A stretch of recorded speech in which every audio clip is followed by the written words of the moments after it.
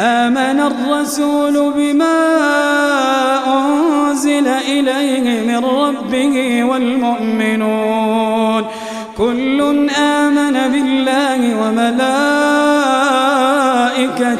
وكتبه ورسله لا نفرق بين أحد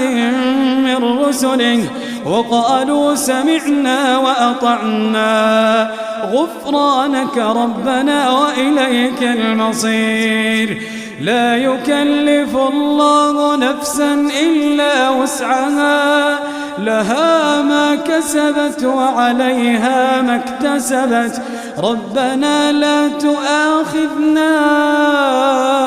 إن نسينا أو أخطأنا